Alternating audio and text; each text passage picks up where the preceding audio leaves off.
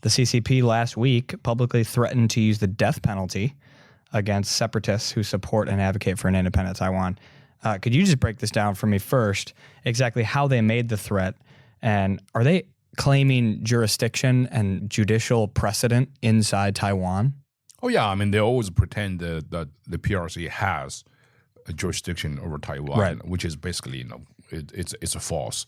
This is basically a reinforcement of the 2005 anti-secession law passed in China. Yep. It's basically the escalation of lawfare against Taiwanese people. The full name of the documents, which is enacted by several ministries and all the Taiwan-related government agencies, is called Guidelines for Punishing Die-Hard Taiwan Independence Separatists. Now, if you read this document carefully, there's several very important sort of misconceptions and very clever. They said punishing die-hard Taiwan independence separatists. Yeah, so die-hard, that means that very small group of people are for independence, which is falsehood number one. Okay. Falsehood number two is punishing. Right? Punishing means you basically imply you have authority. Right? You punish somebody and that's because somebody did something wrong. It's like a parent punishes a child. Die hard implies a tiny clique. But reality is that over 90% of people in Taiwan, poll after poll after poll, are for status quo. Well, what is status quo? Mm-hmm. Status quo is independence, right? So everybody enjoys their independent way of life, their democratic and free style of living, and their self-governance. I mean, the PRC government has exercised zero jurisdiction, not just the legal jurisdiction, but also administrative authority over 1 square inch of Taiwan. So, I mean, that's just reality, right? So this is something that people pay attention to it, but it's just psychologically, they try to psychologically intimidate people in Taiwan. Yeah. And throughout like a death penalty and all this draconian measures of what China called the dictatorship of the proletariat. Yeah.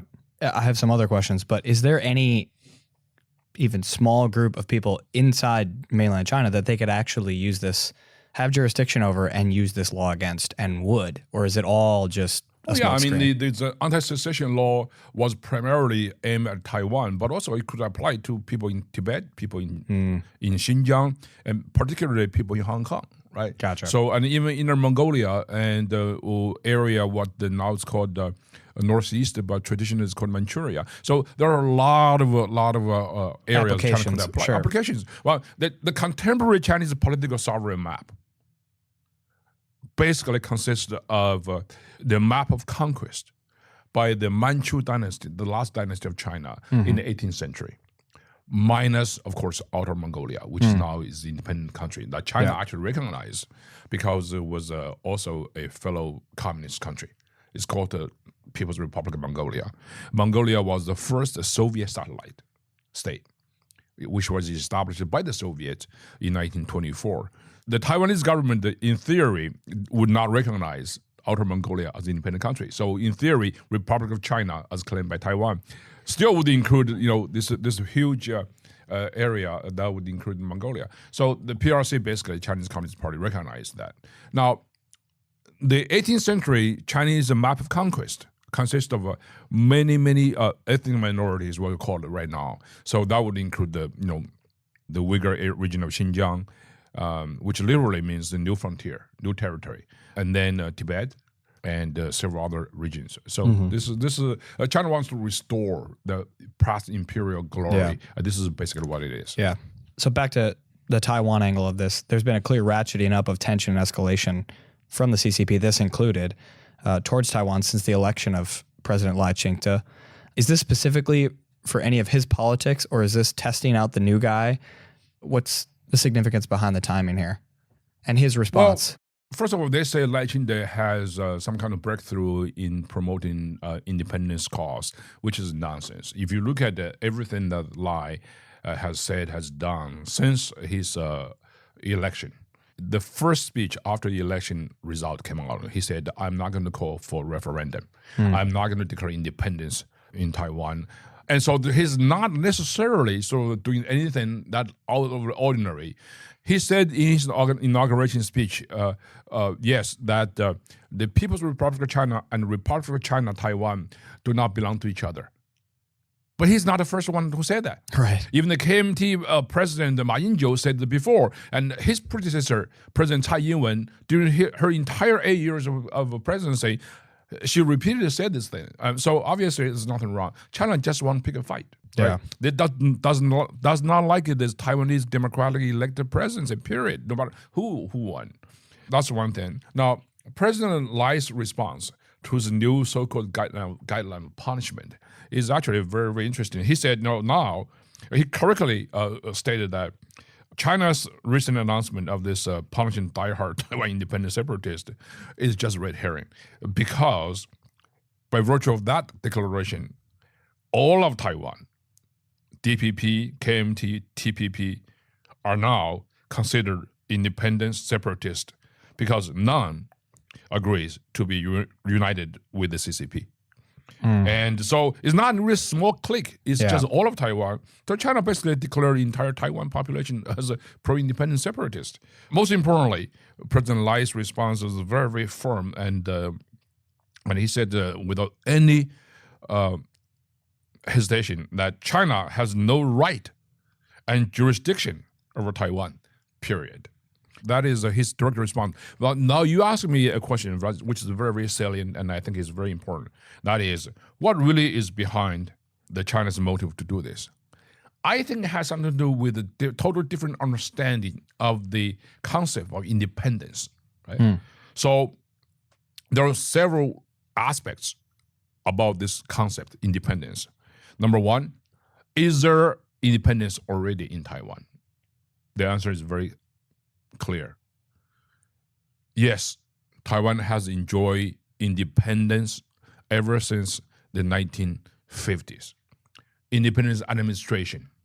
And then since 1990s, there is an independence of a lifestyle. Yeah. It's democratic lifestyle, it's a freedom. And Taiwan and China were completely different countries. And right now, people in Taiwan who openly identify themselves as Chinese are in the single digits. So most people identify them as Taiwanese because they have different kind of lifestyle. So there is an independence in reality. That's a reality. Now, what China means actually is the sort of something very different. It's like the 1776 moment. That is declaration of independence. Right. China does not want Taiwan to declare independence. So President Lai and his predecessor has said very clearly that we're not going to declare independence. We're not going to declare independence because there's no such a need to do so. Taiwan is already an independent country, independent sovereign country, and its name is Republic of China in Taiwan. So that is why there's a whole Chinese hysteria about Taiwanese independence is basically the red herring, right? So China has not responded to that. Now, there is a third aspect of that, which I think really is what really prompts China at this particular time. You ask me about timing, right? Why they wrote out this his hysterical and desperate guidelines for punishing diehard Taiwanese independence separatists, and that is the third aspect of the issue about independence. That is the dynamic of international reaction to the issue of Taiwan is changing quickly. And not to China's liking. That is, while most countries still not like a declaration of Taiwan independence, but more and more countries are treating Taiwan as an independent country in reality. Yeah. Fully recognizing the reality of Taiwan's independence. And this is what scared China. And Taiwan's growing power in global trade, technology, and civic governance is also very significant. So Taiwan is not just a passive player in global politics. Yeah. Taiwan is very active. Look at Taiwan's semiconductor industry. It's dominant the world. And Taiwan's, listen to this. Taiwan is a very tiny country of 23 million, right? China's population is hundreds of times bigger than Taiwan. and also the territory is big. But see, Taiwan's GDP per capita is the highest in East Asia. At some point, surpassing Taiwan and surpassing Japan and South Korea. That's a remarkable achievement, right? It's the best statement you could have. That's right. And also, while China is the third largest trading partner of the United States, behind Mexico and Canada, Taiwan, a tiny country of 23 million, is the number 8 largest trading partner of the United States. So the economic relationship is also very significant. Yeah. There are over 200 countries in the world. Taiwan is number 8 largest trading partner with the United States. And Taiwan has the best educated population. And it has the most transparent democratic election system.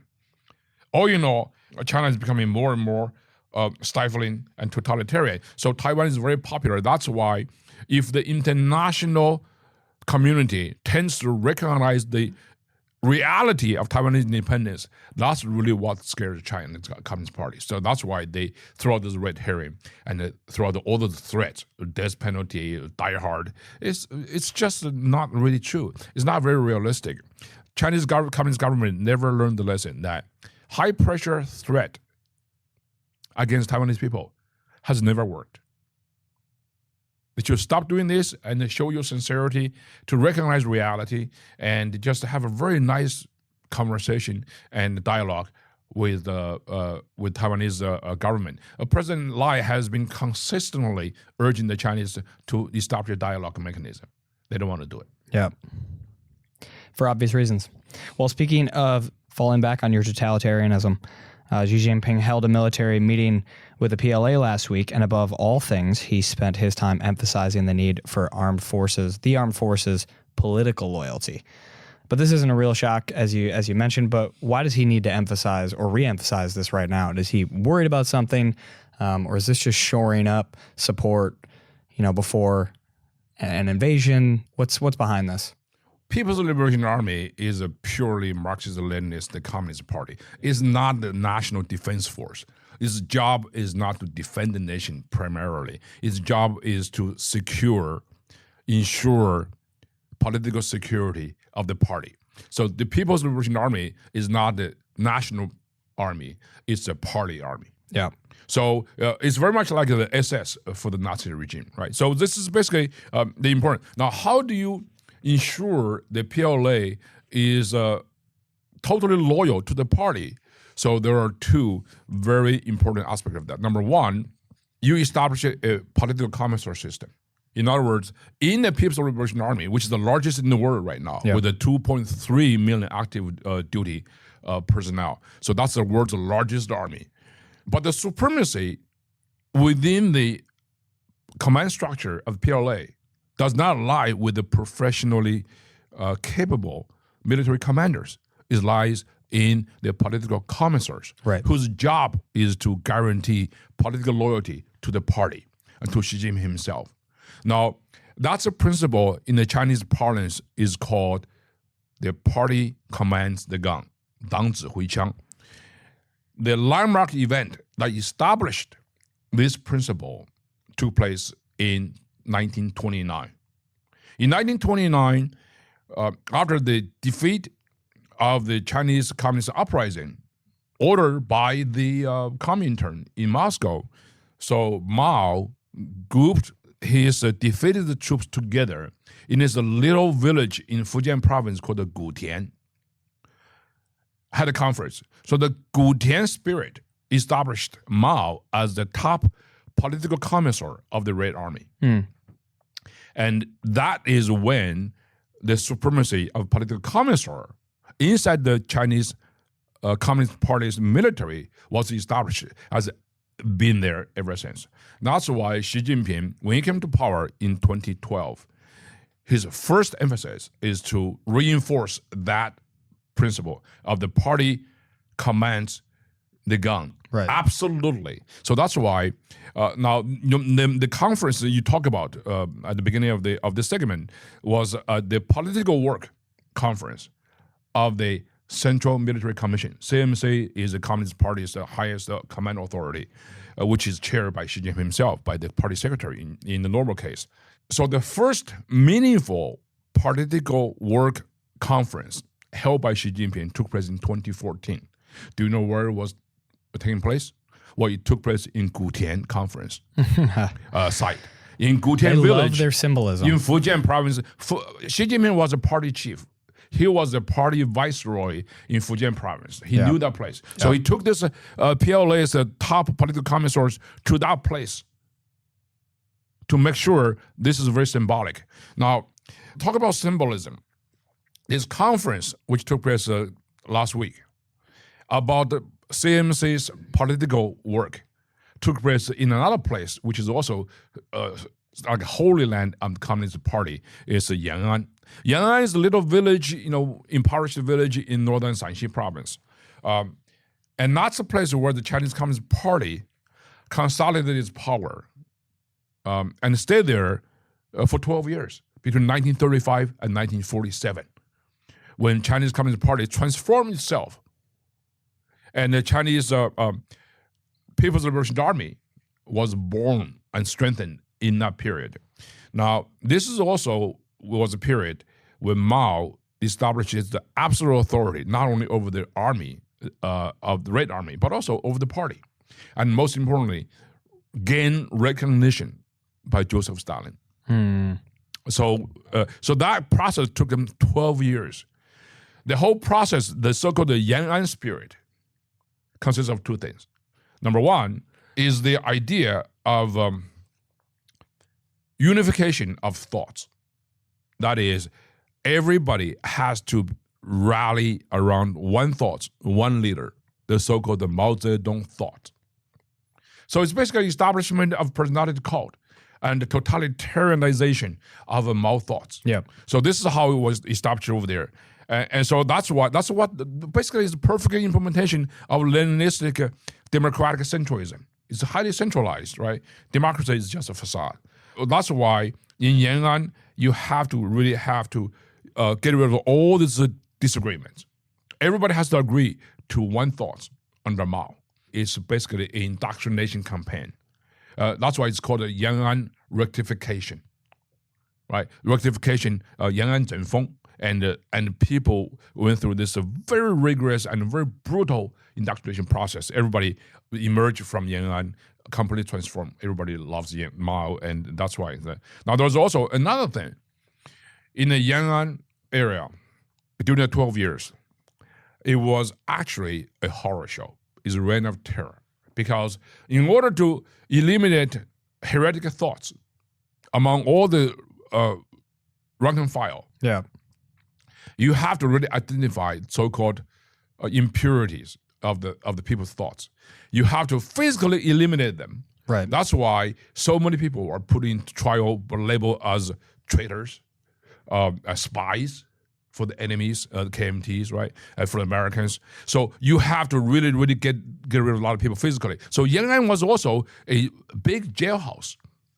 And in the name of anti-Trotsky-ites, for example, a lot of people were killed. So that's why Yan'an is a holy land of purges. Right. So this is the place where Xi Jinping took his CMC political work conference to there last week. So he took the whole bunch of people over there, number one, to emphasize the absolute supremacy of the unification of thoughts under him. He's a supreme leader. Number two, he also threatened these guys, if you don't behave, this will be the place where you're going to meet your demise. And that's where you go to see Marx, as communists say. Yeah. So that's why they're going to do this. And Xi Jinping basically is known for two things. One is the establishment of personality cult.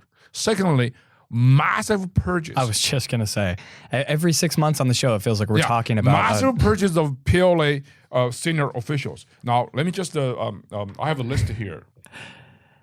In the smallest font I've ever seen. So I'm going to read. Thank God this is not a video. Well, there's been a lot of them. Yeah. He basically purged virtually every senior military leader when he took power. Right. Not only just the people who served in his predecessor's regime, right? Hu Jintao's two highest ranked officials, military officials, General Xu Caihou, who's the top political commissar for the entire PLA for 10 years. And he's the top military, professional military guy, General Guo Boxiong, for 12 years. So these two guys were the vice chair of the CMC, which is a very, very powerful, highest command authority. Xu Zaihe has died during the purge. General Guo Boxiong is now serving a life term. So that's the highest one. Now, next level is the CMC member level. Right? CMC level, he purged everybody, including the previous CMC member commission and also current one.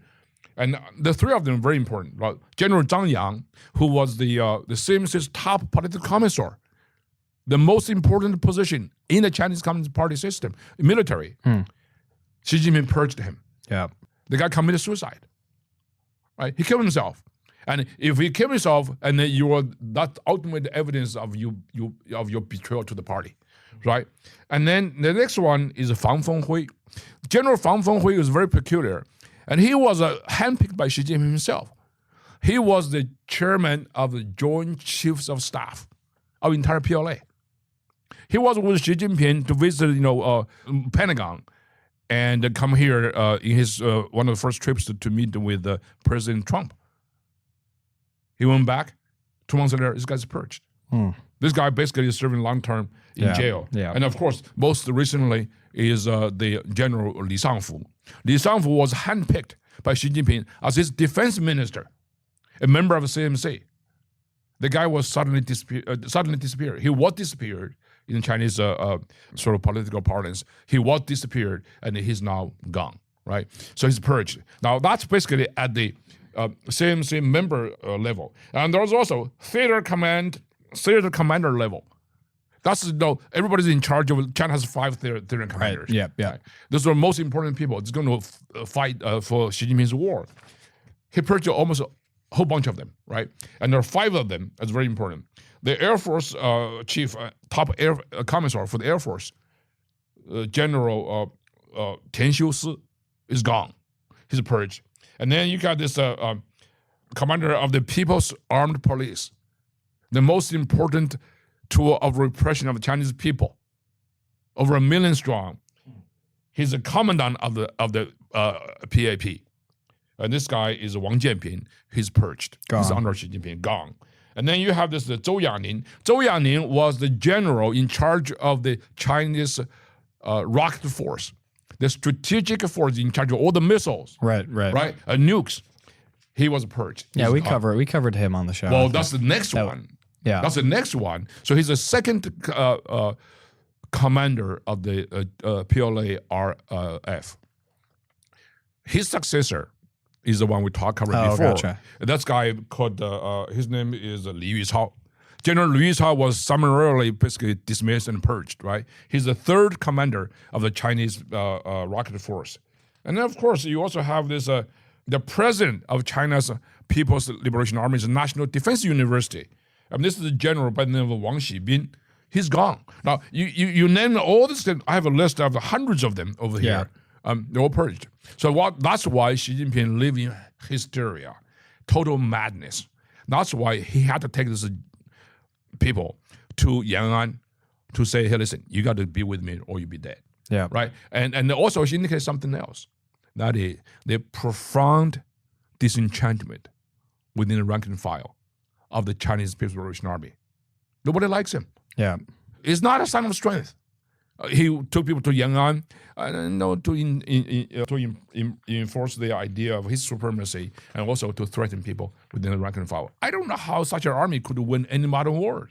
Anyway, yeah, that's just my observation. Yeah. Well, something else happened last week that added to, I'm sure, his hysteria, which is that Vladimir Putin and Kim Jong-un had a summit in Pyongyang, and during it, amongst other things, Kim pledged support for Russia in the Ukrainian war. They signed a defense pact of sorts in case of any kind of invasion. So what's behind this? What are the regional implications of this? Is this a boxing out of China? Is this really just adding to his hysteria? Or is this just a partnership of convenience for the moment? How is this going to change the Russia-China relationship and really that regional relationship? the way I see it is Putin and Xi Jinping and Kim Jong-un, those are three maniacs. They all have very strong, very ambitious goals. No, I mean, the relationship is pretty much like, if you study history, right? You study like Adolf Hitler, Benito Mussolini, and Joseph Stalin. That's basically it. I mean, they share something in common. They don't like each other. Each one wants to up the other, right? So this is basically the logic of dictators. So you have to understand that. While Xi Jinping, Vladimir Putin, and Kim Jong-un, they share their anti-West ideology. Yeah.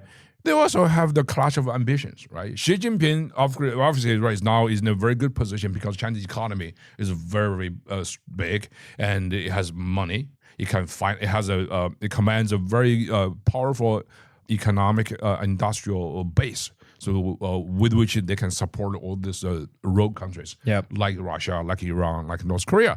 But Putin and Kim Jong-un, they never like to be the willing subservient to Xi Jinping. Right. So they want to play some kind of balance.